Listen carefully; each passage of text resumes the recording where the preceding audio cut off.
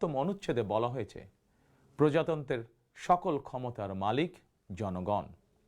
কিন্তু পতিত পরাজিত বিতাড়িত ফ্যাসিস্ট চক্র জনগণের কাছ থেকে রাষ্ট্রের মালিকানা কেড়ে নিয়েছিল জনগণের সকল গণতান্ত্রিক রাজনৈতিক অধিকার। অবশেষে দীর্ঘ আন্দোলন সংগ্রামের ধারাবাহিকতায় হাজারো প্রাণের বিনিময়ে জনগণের কাছে রাষ্ট্রের মালিকানা ফিরিয়ে দেওয়ার এক মাহেন্দ্রক্ষণ আমাদের সামনে উপস্থিত।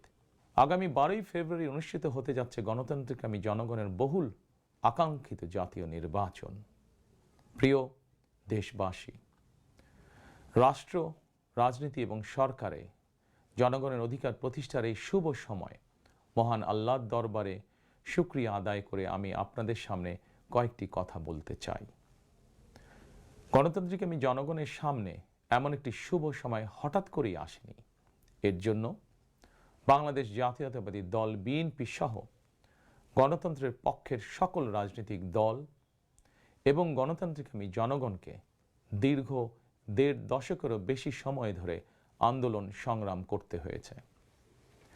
ফ্যাসিবাদ বিরোধী এই ধারাবাহিক আন্দোলনে হাজার হাজার মানুষকে গুম, খুন, অপহরণ করা হয়েছিল। আয়নাঘর নামক এক বর্বর বন্দিখানা যেন হয়ে উঠেছিল জ্যান্ত মানুষের কবরস্থান। শুধুমাত্র 2024 সালে ছাত্র জনতার ঐতিহাসিক গণ অভ্যুত্থানে 14 শতাধিক মানুষকে হত্যা করা হয়েছে। আহত হয়েছেন কমপক্ষে 30,000 মানুষ।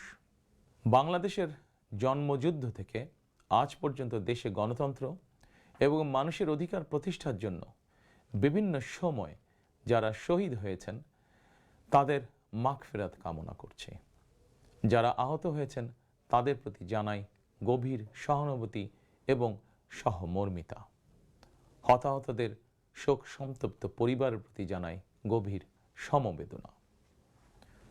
প্রিয় দেশবাসী, 1971 সালের স্বাধীনতা অর্জনের যুদ্ধ, 1975 সালের 7ই নভেম্বরের আধিপত্যবাদ ও তাবেদার অপশক্তি বিরোধী বাংলাদেশ, 90-এর স্বৈরাচার বিরোধী আন্দোলন, শাপলা চত্বরের গণহত্যা কিংবা সর্বশেষ 2024 সালের স্বাধীনতা রক্ষার যুদ্ধ, ইতিহাসের এমন প্রতিটি বাঁকে হাজারো লক্ষ মানুষ অকাতরে জীবন দিয়েছেন। একটি প্রাণের সমাপ্তির মধ্যে দিয়ে একটি পরিবারের স্বপ্ন ও সম্ভাবনা, আশা আকাঙ্ক্ষারও মৃত্যু ঘটে। এই মানুষগুলো কেন এমন অকাতরে জীবন দিয়েছিলেন? কি ছিল তাদের চাওয়া? কোনো কিছু দিয়েই মৃত্যুর প্রতিদান হয় না। তাহলে কি এত প্রাণের বিসর্জন বৃথা হয়ে যাবে? না, অবশ্যই বৃথা যেতে দিতে পারি না। আমরা যারা এখনো আল্লাহর রহমতে বেঁচে আছি, আমাদের উচিত সকল শহীদদের আকাঙ্ক্ষিত বাংলাদেশ প্রতিষ্ঠা করা। একটি ন্যায়ভিত্তিক, মানবিক, নিরাপদ, গণতান্ত্রিক বাংলাদেশ প্রতিষ্ঠার মাধ্যমে আমরা দেশ এবং জনগণের জন্য উৎসর্গকৃত সকল প্রাণের প্রতিদান দেবার চেষ্টা করতে পারি। প্রিয় দেশবাসী, বাংলাদেশ প্রায় 20 কোটি মানুষের জনবহুল দেশ। দেশের মোট জনশক্তির অর্ধেকের বেশি নারী। জনসংখ্যার 4 কোটির বেশি তারুণ্য, 5 কোটির বেশি শিশু, 40 লাখের বেশি প্রতিবন্ধী মানুষ, কোটি কোটি শ্রমিক, কৃষক।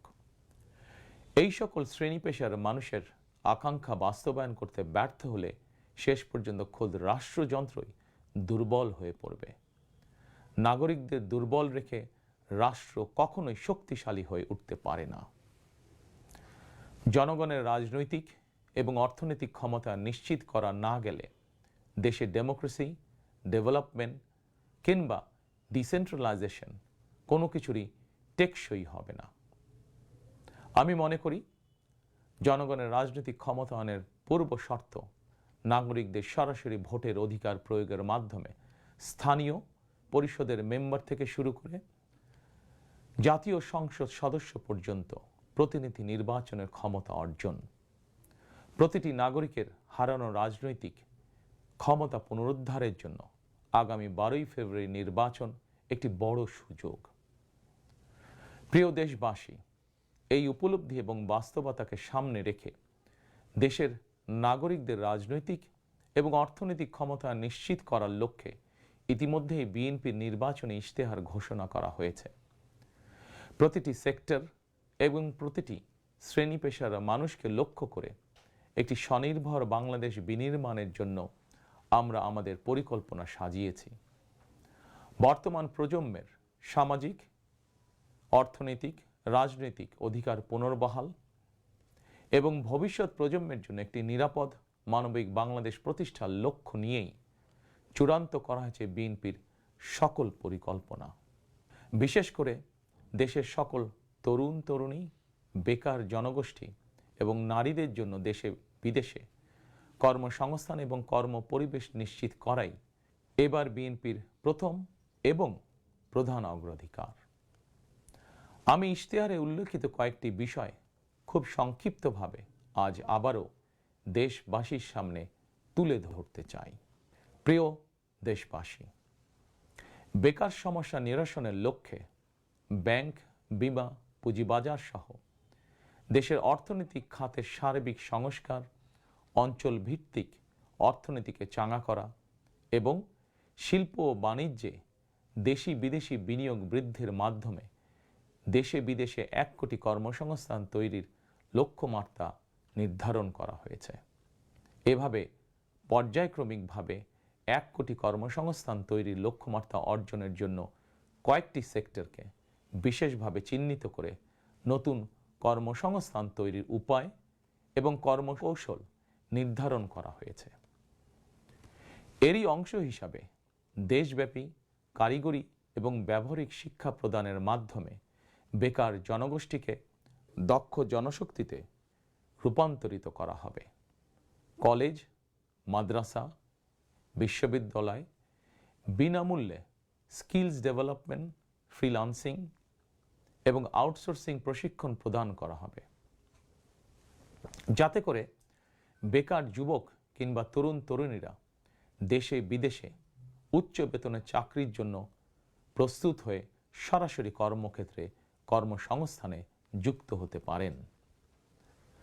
প্রতিটি অঞ্চল ভিত্তিক স্থানীয়ভাবে বিখ্যাত এবং ঐতিহ্যবাহী পণ্যের উৎপাদন এবং বাজারজাতকরণের জন্য বিশেষ উদ্যোগ নেওয়ার প্রস্তুতি রয়েছে।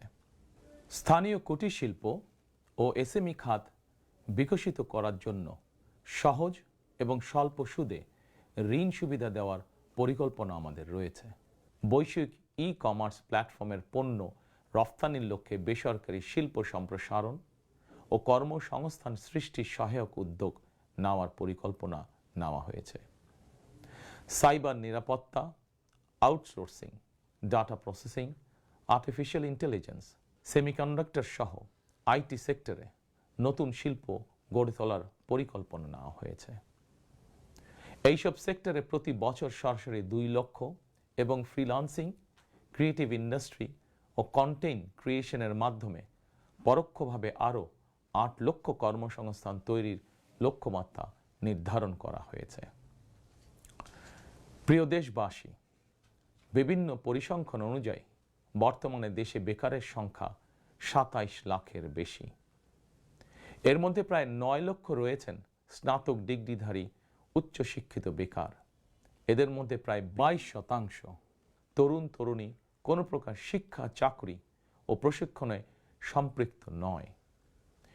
এই বিপুল সংখ্যক বেকারের অধিকাংশই 15 থেকে 29 বছর বয়সী।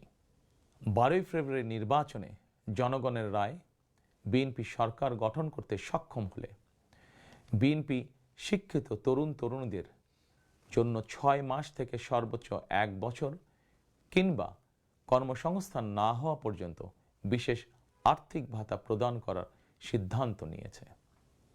আমরা মনে করি এই বেকার ভাতা হয়তো একজন শিক্ষিত বেকারকে সে উদ্যোগে কর্মসংস্থান সৃষ্টির ক্ষেত্রে সক্ষমতা অর্জনেও সহায়ক ভূমিকা রাখবে। প্রিয় দেশবাসী, দেশের অর্ধেক জনশক্তির বেশি নারী শক্তিকে রাষ্ট্র, রাজনীতি, অর্থনীতির মূলধারার বাইরে রেখে দেশের অগ্রগতি সম্ভব নয়। দেশে প্রায় 4 কোটি পরিবার রয়েছে। যদি আপনারা বিএনপিকে রাষ্ট্র পরিচালনার দায়িত্ব দেন, তাহলে আমরা এবার প্রথমবারের মতন দেশে প্রতিটি পরিবারের জন্য ফ্যামিলি কার্ড ইস্যু করার চূড়ান্ত সিদ্ধান্ত নিয়েছি। পরিবারগুলোর নারী প্রধানের নামে ফ্যামিলি কার্ড ইস্যু করা হবে। তবে প্রথম পর্যায়ে অর্থনৈতিকভাবে পিছিয়ে থাকা প্রান্তিক এবং নিম্ন আয়ের পরিবারকে সুরক্ষা দিতে ফ্যামিলি কার্ডে প্রতি মাসে 2,500 টাকা কিংবা সমমূল্যে নিত্য প্রয়োজনীয় খাদ্য সহায়তা দেওয়া হবে। ফ্যামিলি কার্ডের মাধ্যমে আর্থিক সহযোগিতার পরিমাণ, প্রয়োজন এবং বাস্তবতার নিরিখে পর্যায়ক্রমে বাড়ানো হবে। ফ্যামিলি কার্ডটিকে আমরা নারীর অর্থনৈতিক ক্ষমতায়নের প্রতীক হিসাবে মনে করি। প্রিয় ভাই ও বোনেরা, দেশনেত্রী মরহুমা বেগম খালেদা জিয়া নারী শিক্ষার উন্নয়নে দেশে স্নাতকোত্তর পর্যন্ত বিনা বেতনে শিক্ষার সুযোগ চালু করেছিলেন। আপনারা বিএনপিকে আবারও রাষ্ট্র পরিচালনার দায়িত্ব দিলে নারীদের বিনা বেতন শিক্ষা গ্রহণের সুবিধা অব্যাহত রাখার পাশাপাশি নীতি নির্ধারণে নারীর অংশগ্রহণ ও ভূমিকা বাড়ানো হবে। নারী উদ্যোক্তাদের আর্থিক ও দক্ষতা উন্নয়নে বিশেষ সহায়তা প্রদানের পাশাপাশি আনুষ্ঠানিক খাতে নারী কর্মসংস্থান বৃদ্ধি করার পরিকল্পনা আমাদের রয়েছে।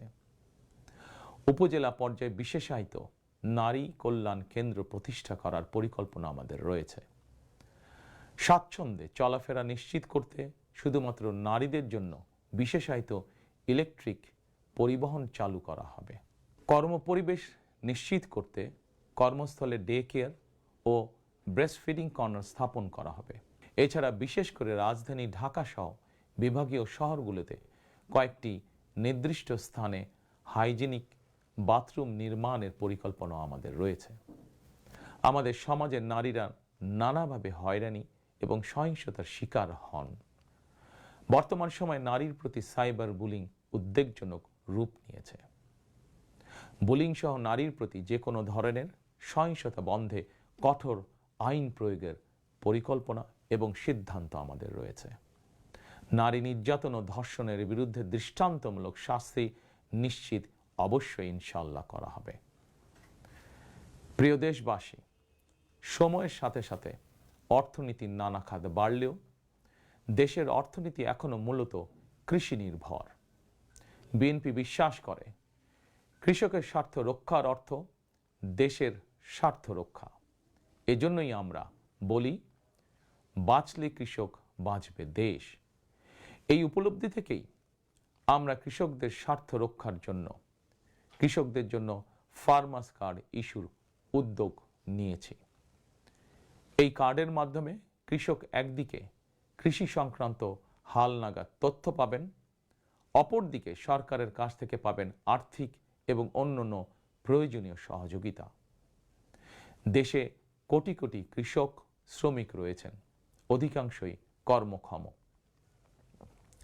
কর্মক্ষম কৃষকদের জন্য একদিকে যেরকম কর্মসংস্থান প্রয়োজন, অপরদিকে প্রয়োজন তাদের শ্রমের ন্যায্য মজুরি এবং নিরাপদ কর্মপরিবেশ। আমরা মনে করি কর্মক্ষম এই জনশক্তির শ্রমই হতে পারে বাংলাদেশকে পুনরায় স্বনির্ভর ও সমৃদ্ধ বাংলাদেশে রূপান্তরের চাবিকাঠি।